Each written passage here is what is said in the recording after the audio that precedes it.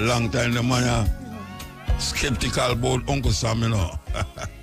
Long time, believe you me. And things are pick up now more than ever before. Imagine a president of America come and tell you, say, him want the nearest country to him, Canada, say, him go tariff them until them give in to him proposal that Canada must be the 51st state of America. What a thing. Canada, Rasta. No, nobody look worries. A trouble the man look, man. Trouble the man look. That is the thing. Him use the fentanyl argument for the way him do, but that is not what is his intention. Because him know say the amount of drugs will come through Canada is because it will come the other way from America to Canada. It's not the Canadian border. Go on. Maybe Mexico, yes, but not Canada. And furthermore, it is a truth and it is a fact that most of the drugs were coming to America is American carried going there. America carried going there. But the man is hell bent on creating problems, man. May I tell you? I wonder when he's going to reach down here. So, dirty laundry in the country, man. Can't trust Uncle Sam. And the whole world now is balling out. Because him take set by everybody. Everybody. May I tell you? Whether you his friend or foe. And his best friend become him foe now. So you cannot imagine what happened to the other country, them especially in Europe. That's serious thing, man. What is going to happen? Today with you, hey, you know why I get something funny? I play this. It's so funny and funable. Yes. Hey, me come to talk to Father God. Me not stay long. Me just come to talk to him for 5 minutes. I hang up. Now, Jesus, imagine. You take my favorite female artist, Whitney Houston. Jesus, you go back again. And you take my favorite male singer, Michael Jackson. When you say heal the world. Now, Jesus, you go again. You go as far as you take my favorite boxer, Muhammad Ali. So, God, Donald Trump is one of my favorite presidents. Where you wait for? Just realize it, yeah. Yeah, good night. Good night. Sorry about that. No worries. Man, that's something else. Okay, so we want to talk about is that event you're having? Yes, so it's the first time we're doing it. We're doing a Kingston Poetry Week. So it's an entire Kingston week. Poetry Week. Why just Kingston? Why just Kingston? You have to start somewhere, you know. And I mean, why you start from Montego Bay? Boy, become. I not have the gas to go. I not have the gas to go there and back. But what I'm hoping, you start somewhere and then people be like, and people, somebody in a link that ask the same question when you ask, and them going to do them own poetry week. Me like I your vibes already. You don't start talking. I like how you talk. Trust me. Yeah, man. All right. So how you come up with this now? How you come up with it? Well, I actually started it last year unofficially. So I kept on seeing all of these different organizations putting on all of their little activities in silos. So UA Department of English over there doing a poetry clash. Then this other group called Off the Page Roots is doing a writing workshop, and somebody else. And I said, why we as poets, we're always scattered and we're not working together? Because everybody hold on. Them have a poetry thing I go on for about 30 years now at the end of my Yeah, Poetry Society of Jamaica. That's one event. It's one event with a whole heap of different poets. Yeah, I know, and I get it. But again, when you have other events, why are we all trying to promote our individual events on our own? I said, let's just put it all in one umbrella, put all of the poetry events on one poster, and everybody get to promote everything at one time. And I said, let me just all of the poet them? All of the poets individual poets, the poetry group. And no poetry having a Jamaica, you know.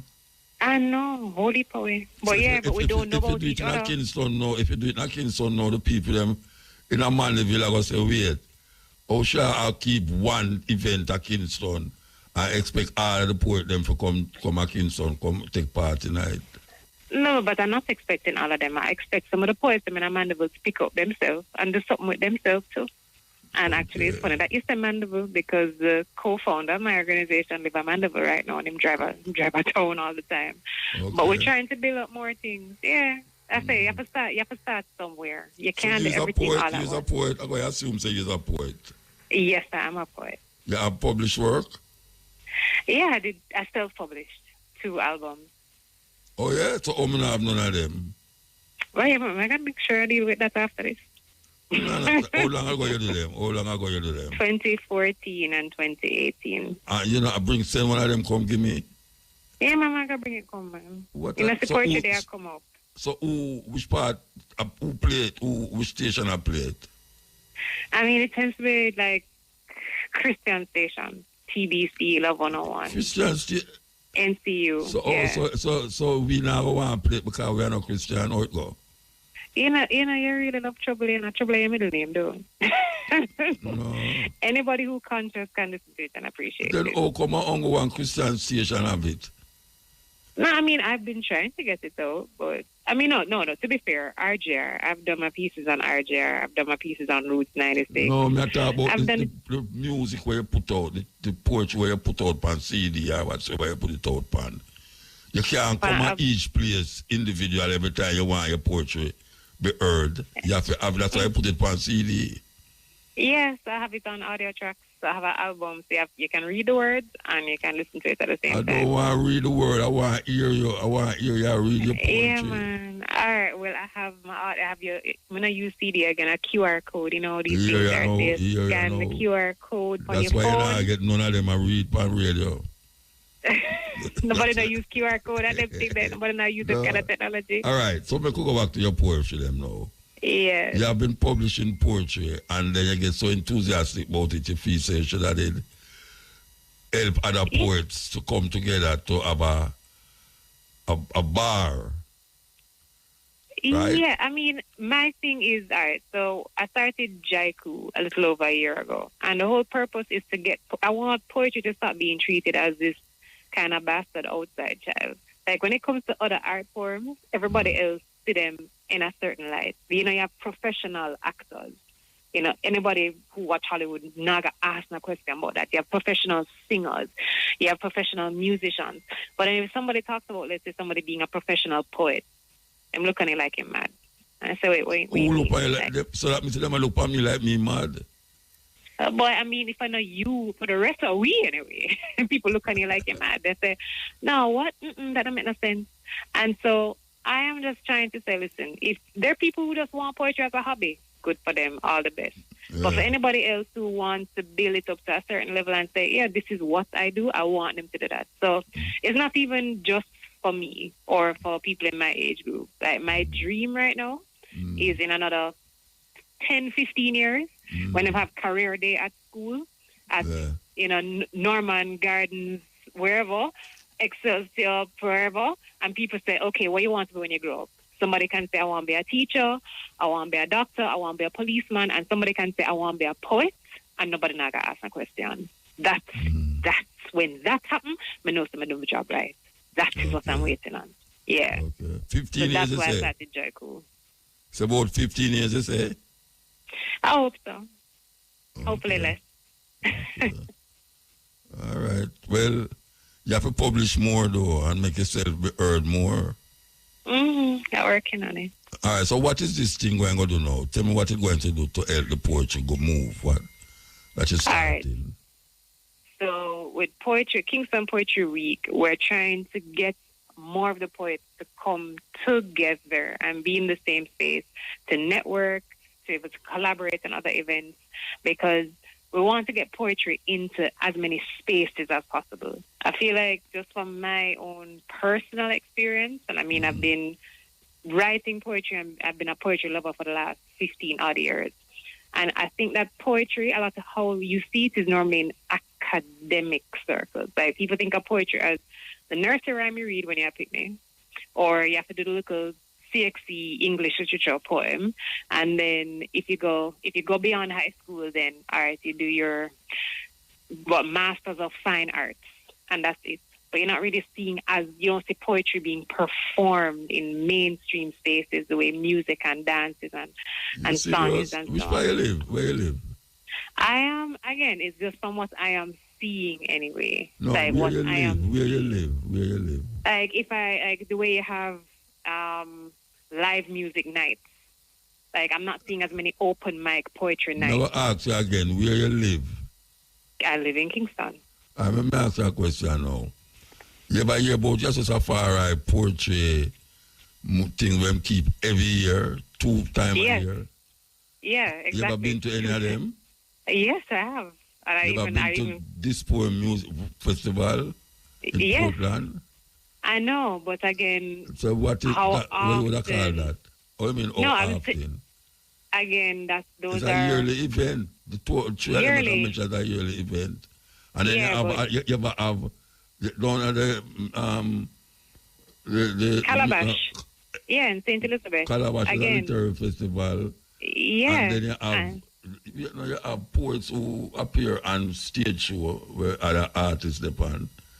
You have in Edna Manley School again, as I say, every last Tuesday for 30 odd years. Mm-hmm. So, and I love those. What do you call that? I call all of those wonderful events, but then when I'm just saying the frequency, like when I sit down and think about 22 jerkies every week, Regency at Turnover is every week.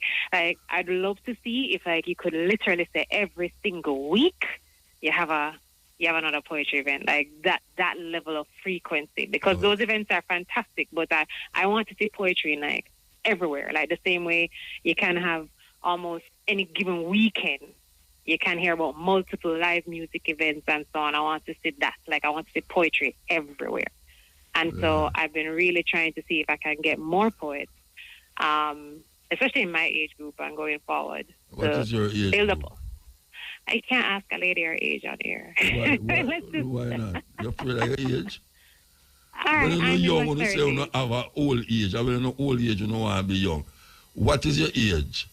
I'm in my 30s. I'm in my 30s. Yeah. So why you can't ask a lady her age? All right. Or ask her about her foot, or her back, or foot back, so coffee. Eh? Yes. Man, poetry, watch out. You ever hear about Jean Breeze? Jean Brenta Breeze, of course. Oh, you ever read any of her poetry or listen to any of her work? Yes, I actually was asked to recite one of her pieces at the Poetry Society of Jamaica Fellowship one time. Natural? Of course, I know, Terry. Poets to get paid, what do you mean? Poetry to get paid, yes. Yes, again, like I love it, and I love that there's so many, but I would just want to see more at a greater frequency. And just like what you said, a lot of these, like Poetry Society of Jamaica is in Kingston, and that happens every month.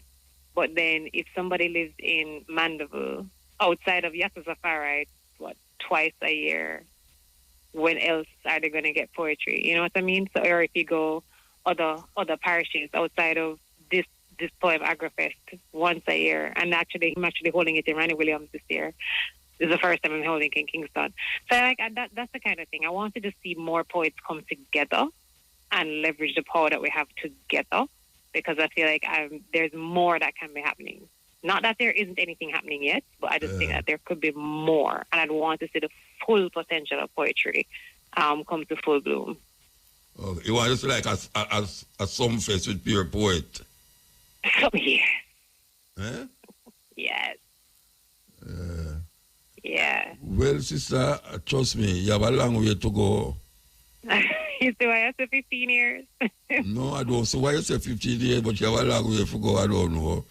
I don't know why you say 15. Maybe just plug that out of your foot back, but I don't know why you say 15 years. You just say a number just so.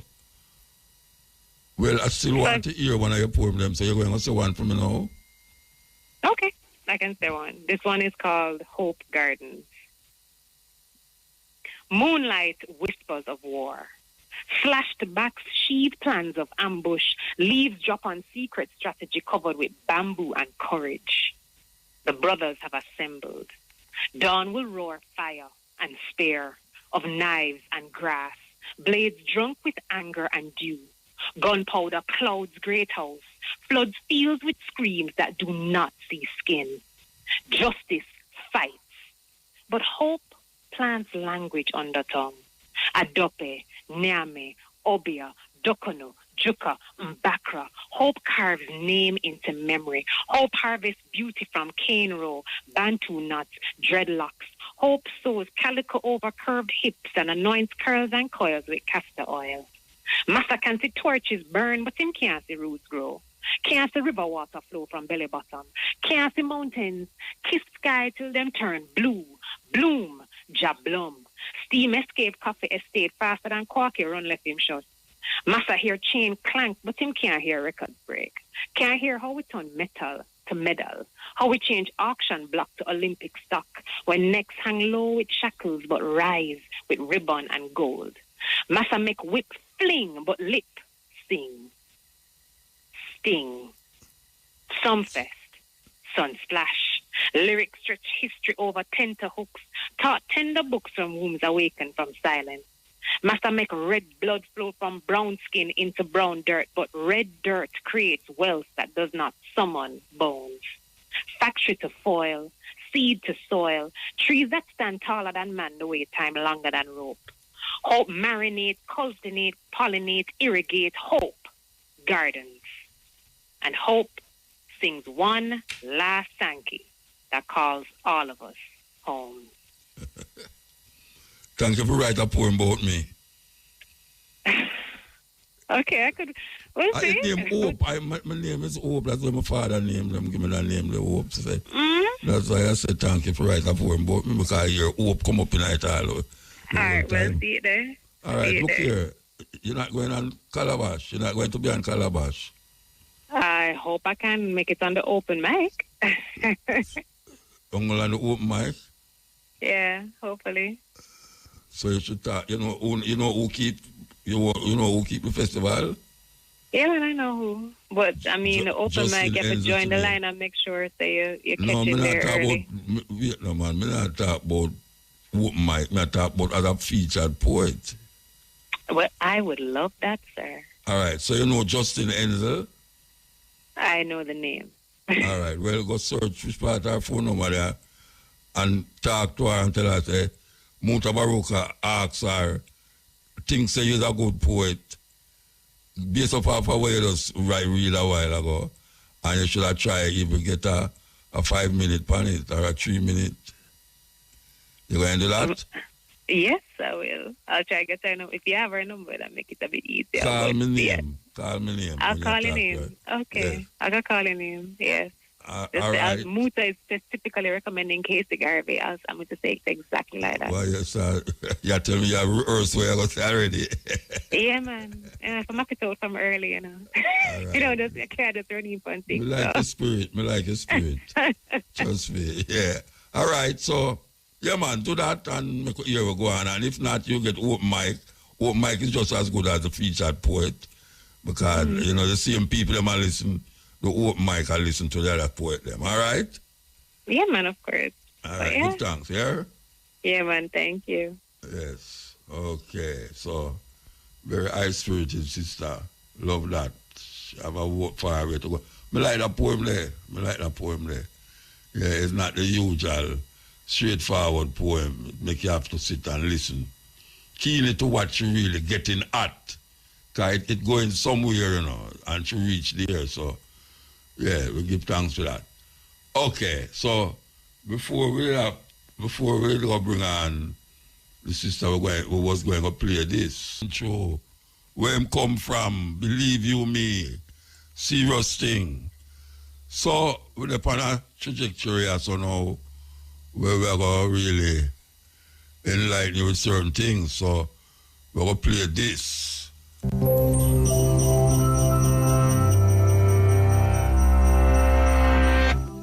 This is the story of 3 plastic bottles, empty and discarded. Their journeys are about to diverge, with outcomes that impact nothing less than the fate of the planet. But they weren't always this way. To understand where these bottles end up, we must first explore their origins. The heroes of our story were conceived in this oil refinery.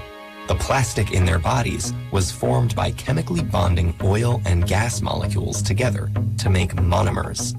In turn, these monomers were bonded into long polymer chains to make plastic, in the form of millions of pellets.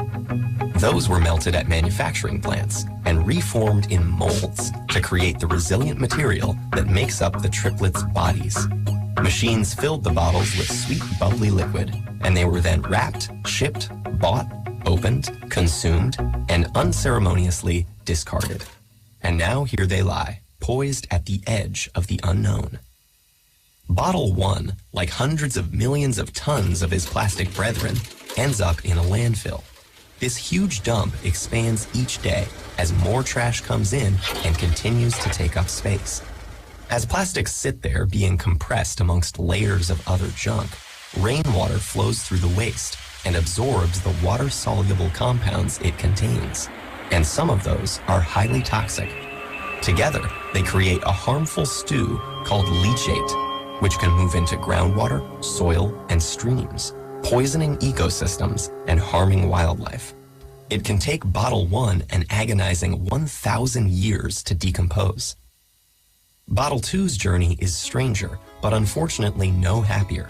He floats on a trickle that reaches a stream that flows into a river, and a river that reaches the ocean. After months lost at sea, he's slowly drawn into a massive vortex where trash accumulates, a place known as the Great Pacific Garbage Patch.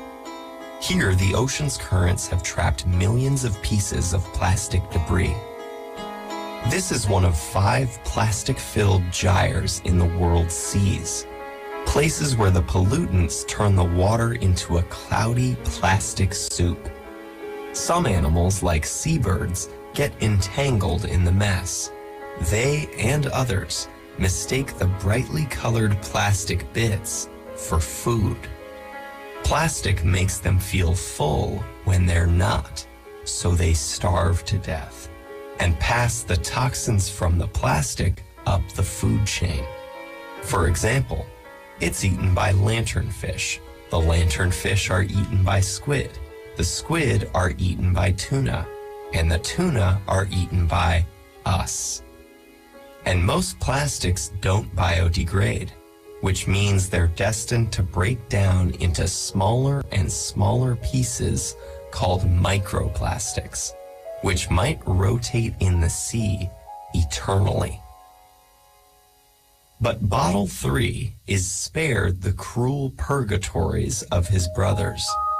A truck brings him to a plant where he and his companions are squeezed flat and compressed into a block. Okay, this sounds pretty bad too, but hang in there. It gets better. The blocks are shredded into tiny pieces, which are washed and melted so they become the raw materials that can be used again. As if by magic, Bottle 3 is now ready to be reborn as something completely new.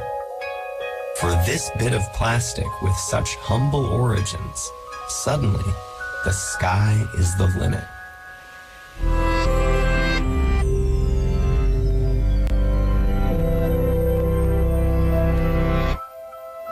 Yes, plastic bottle. We take it lightly, but it's not a simple thing. Say, if somebody in Africa, I could say Ghana or Senegal, drink something out of a plastic bottle and cark back the bottle and throw it in the sea, say, there's a possibility that that bottle could reach Jamaica. Yeah? That bottle could reach Jamaica. And them will tell you so that a lot of the hurricane them where you see come over here, so it start in Africa. It start from the west coast of Africa and reach over here, so that wave, there's certain wave that carry something, anything that can float will move from Africa and reach way over here, so a lot of this thing, sometimes a lot of it is worldwide, not just national, but internationally possible. To somebody poison me from in Africa, they come over here, so, or we are poison someone from here, so going to Cuba. Them kind of way there. Everything is connected, and we have to understand that. The water we are drink, may I tell you, listen. Well, do you know what's in your drinking water? A shocking Associated Press investigation found various pharmaceuticals in the drinking supplies of at least 41 million Americans. Tainted water was found from New Jersey to California. NBC's Tom Costello is following the story from Washington.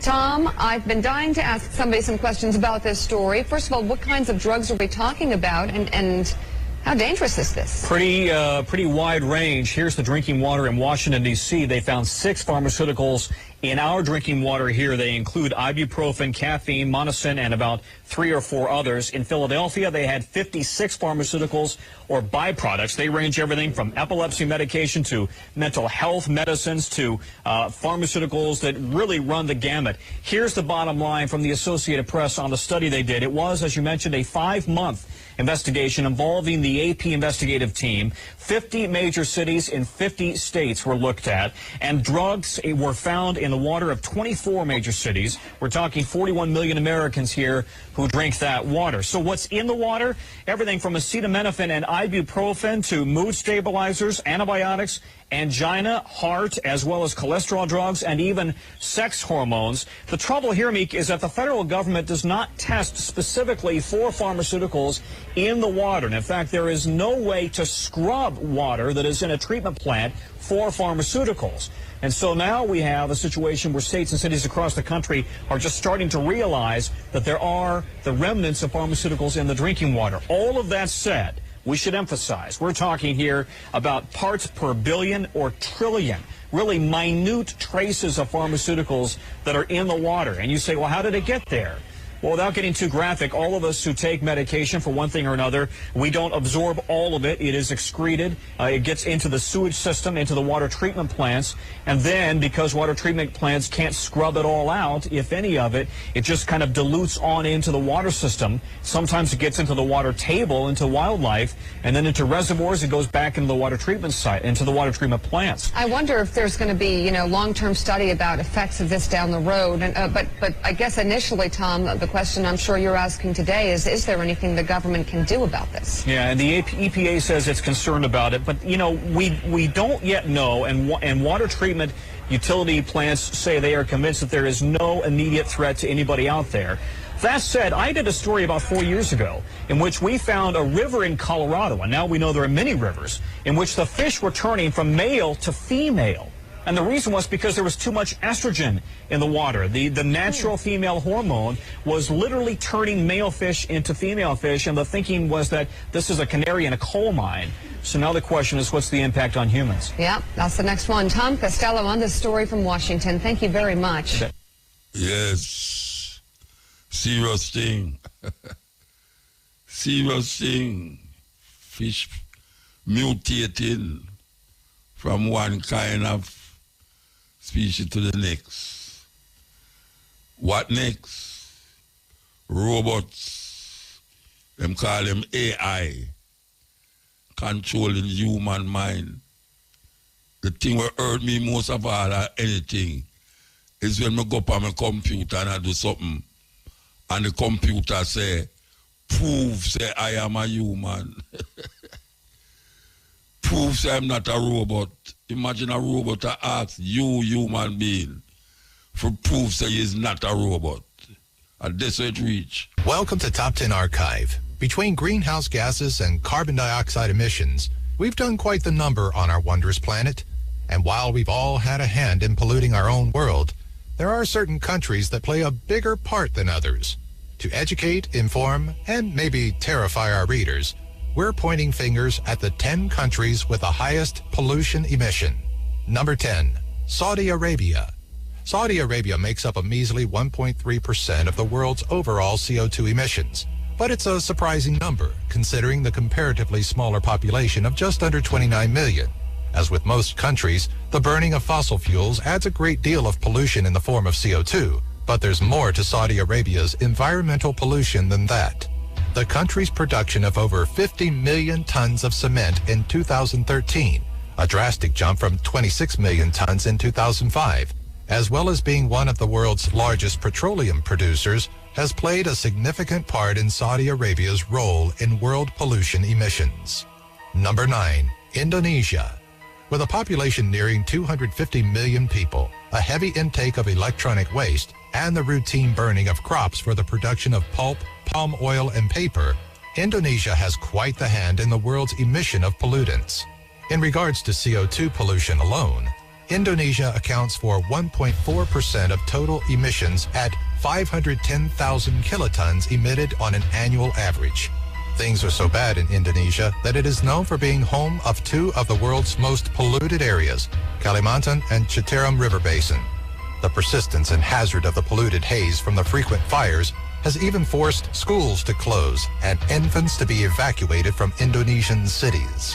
Number 8, Canada. Everybody loves Canada, right? Well, maybe not Mother Nature, so long as the country continues on its path of environmental destruction. Like Saudi Arabia, Canada's hand in CO2 emissions may seem small at 1.5% of the world's total, but the 550,000 kilotons is an emission per capita of 15.7%, considering the 35 million people it houses. According to Canada's own environmental conscience website, Environment Canada, major factors in the country's pollution output include an increase in localized industry and seemingly harmless things like road salt and chemicals used in dry cleaning clothing. In regards to prevention, Canada's National Pollutant Release Inventory offers a range of resources to avert further damage to the environment. Number 7, South Korea. Producing almost 2% of the world's CO2 emissions, South Korea definitely has environmental issues of its own it needs to square away. A portion of South Korea's overall air pollution does come from China in the form of arsenic-carrying dust, but that's not to say it's innocent. Coal-firing plants in the country are a major cause to the elevated carbon dioxide levels and creation of the lung-damaging ultra-fine dust. In Seoul specifically, residents are advised to have protective masks on hand should a desert dust blow in and react with nitrogen and sulfur oxides emitted from power plants to form ultra-fine dust. Number 6, Germany. It may be hard to refrain from making a Volkswagen joke about now, but truth be told, Germany's pollution problems stem a bit beyond car manufacturing, though it should be said that elevated diesel pollution has been observed, which has played a role in the country's 3% contribution to the world's pollution problem. One city in particular, Stuttgart, experiences spikes in nitrogen dioxide pollution that brings the annual level to over double what's considered an acceptable threshold. As with much of the rest of the world, Germany's CO2 contribution stems from fossil fuel consumption and waste emission, though the country has been seeing slight drops in CO2 levels, with a 4.3% drop of the country's total pollutants from 2013 to 2014. Number 5, Japan. The air quality in Japan has certainly taken some big hits throughout history, from Hiroshima to Fukushima, but a portion of the country's problem with pollutants comes from its own practices. Though Japan has some of the strictest regulations when it comes to sulfur dioxide and nitrogen emissions, the country houses 70% of the world's waste incinerators. With the incineration of waste, dioxins are emitted into the air, increasing the risks of cancer, heart disease, and diabetes. An additional source that attributes to urban pollution includes Japan's use of nuclear energy, though the emission of greenhouse gases are generally smaller than common practices like coal burning. Despite the use of nuclear energy, Japan still accounts for 4% of the world's CO2 emissions. Number 4, Russia. 5% of the world's CO2 emissions comes from Russia. And when you get down to the nitty-gritty of how the government once viewed pollution, it's a surprise that level isn't much higher. At one time, Russian government officials believed that concern and regulation over pollutants were not worth considering if it meant a slowdown of economic advancement. By the 1990s, approximately 40% of Russian territory felt the effects of this mindset and was under moderately high environmental stress. Russia still faces inefficient energy usage and emission from fossil fuel use, though the Ministry of Fuels and Energy reports that carbon emission can be cut by 25% through upgraded equipment. Number 3, India. Approximately 6% of the world's CO2 emissions comes from India, but it also has one of the lowest emission per capita numbers due to its larger population of over 1.2 billion people. Regardless, the country faces an ecological crisis due to the burning of fossil fuels, more specifically diesel from vehicles and factories. It's a small role in the big picture, but Hindu cremation practices are also a hindrance to the environment, as the public burning of a deceased person releases carbon dioxide and mercury. Families also utilize cow manure and other agricultural waste as cooking fuel, meaning each household practicing these methods are contributing to the country's overall pollution. Number 2, United States. Making up about 15% of the world's total CO2 emissions, the United States produces over an approximate 5 million kilotons of CO2 a year.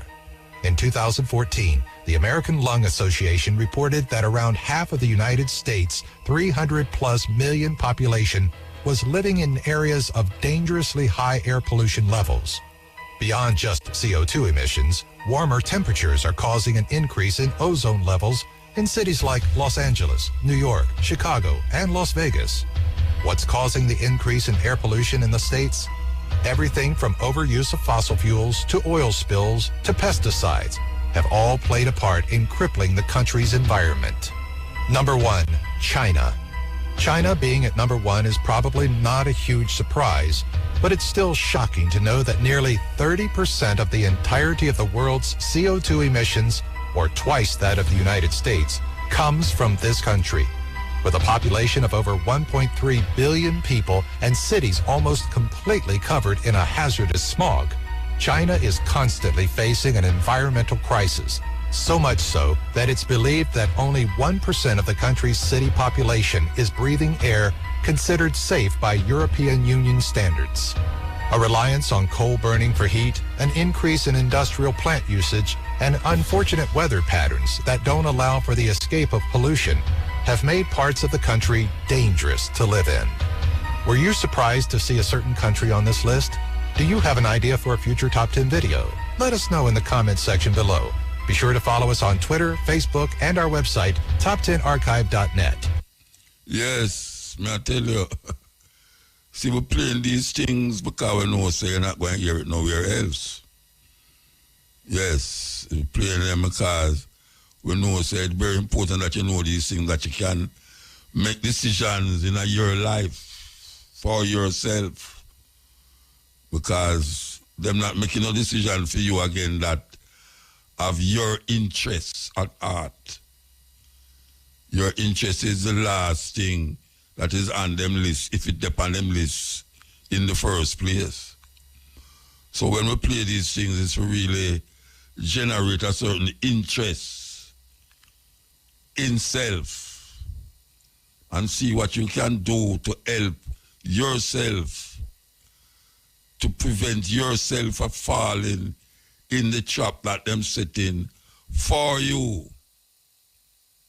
Because we see so much young people are dead now that grandmothers is burying their grandchildren. And we're not talking about the car accident them. We're talking about the things them that young people are consumed nowadays and full up the hospital them. Young people is dying. That's why them I say no, them need more young people in the system, because them need workers that can facilitate them development. And it's the old people them is living too long. This is the cutting edge. We're there with you upon the cutting edge. You know, say, at 12 o'clock, we're going to feature the music of Coccoa. As you might have known by now, Coccoa passed away in Florida.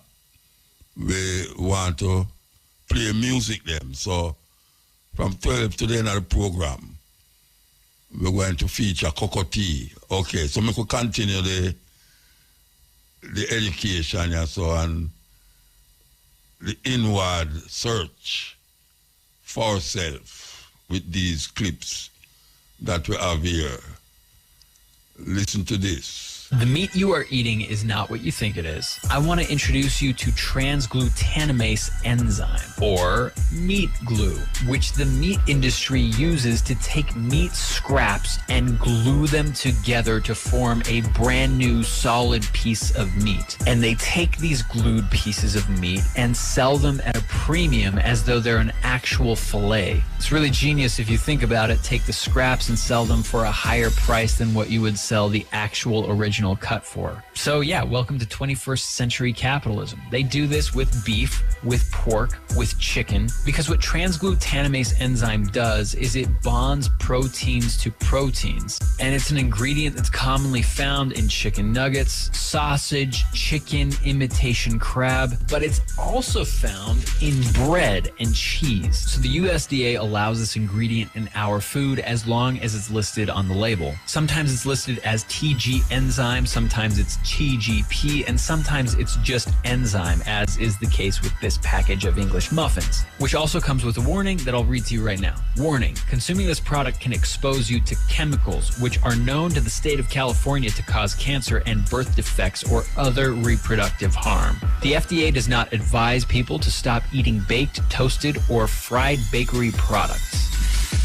So they're saying this food causes cancer, but we want you to eat it anyway. Sincerely, the U.S. government. Now, I wonder how many people helped craft that warning who also have ties to Big Pharma that's going to produce and sell all of the drugs to make us feel better after we have symptoms from eating poison. Now, meat glue and a number of other additives that can be found in U.S.-based products, just like this one, have been banned in the EU. But they're still legal in the United States. So, you know what they say. USA.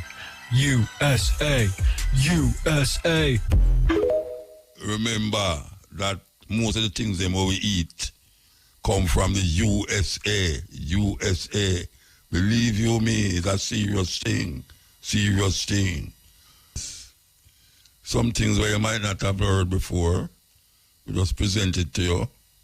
Did you know that Mexico was part of, we don't want to say America was part of Mexico, and Mexico was a part of America, but Mexico was America too. Or America was Mexico too. In parts of Texas and all these places was Mexico. And as usual, white people come thief the land. You know, that is why them talk Spanish, because the Spaniards them did there. And now we say Mexicans are aliens. Aliens, and now we hear that them want to make Canada aliens are the citizens of America. That's what they call colonialism. That is how colonialism happening now. For those of us who don't know how people become slaves to another country, or how another country colonize other countries, what is happening now between Canada and America, or I should say between Trump and Canada, is directly related to colonialism, where annex a man country and claims to the borders. You see, he want to move the borders them. That is really where he means to move the borders them. And that is really where really Trump wants to do, to say Canada is really America. Serious thing. And him did it in with Greenland too. And that recording, you had Freddie McGregor, you have Dennis Brown, and you have Coccoa. So we want to play it. Time Coccoa. Sonia. I've lost me Sonia. We want to play a tune that was a big hit in England. And it was done by Home Tea 4, for those of you who know Home Tea, and Shabba Ranks with Coccoa Tea. Big hit. May I tell you, the pirate station, them in Jamaica, the pirate station, them in England, rinse that one, and like, wow. Cutting Edge playing tribute to Coccoa Tea. And this is some combination with him do with other artists, like Coccoa Ranks. Yeah, man, give thanks to science and technology that them junior will make these people, these artists be immortal. Yeah, man. Because this can't go away from me, This can't leave you again, It's indelible now.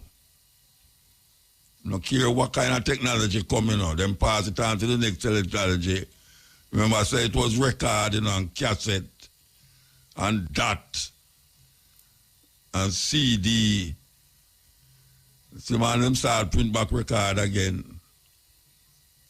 Them voice here will always be heard anywhere Jamaican music play. For about 2 years now, we have a tune here by Coccoa Tea where we are play, and we don't hear nobody else play it. Maybe I'm wrong, but not even a radio station, I don't hear nobody else play it. And the tune don't nobody the night, or what them call gun lyrics or not. It's just a tune where deal with it's a social commentary. So I don't understand why nobody know want to play it except me, but I guess that's how it goes. So here we are going now. We have to play the Virgin gone, but as we say, the tune them live on and nobody can stop the music. Can't stop it, no matter what them do. But come to think of it, about 2 years now, I play that tune, and I don't know if it's the last tune him release or the last tune him record. Because I know say some man record music and hear it release for a long little while, but I don't remember no tune after that tune, yeah. I don't remember none, but somebody can call me and tell me. If you just join with Hush, if you just join with. We started out the first 2 hours playing some clips about different subjects, but subjects that relate to where we are dealing with, and where the people them are dealing with, and where the people them don't know. But we use the program all the while to bring them attention to these things. And then the next 2 hours from 12 o'clock, we have been playing Coccoa Tea. The Coccoa Tea Passway, 11th and 11th of March, yes, in Passway. And we have been paying tribute to Coccoa Tea. So we give thanks to the moment and the time and the energy. Give thanks to all the ones who stay with me. We don't hear nobody call. I them no want dropping at the middle of the music because they want to hear Coccoa Tea. So we'll be back here a little more from this, from 2 o'clock to 5:45 with the Stepping Razor, the art of war. We continue. We continue the time we have. A Coccoa Tea still, Coccoa Tea still, yes.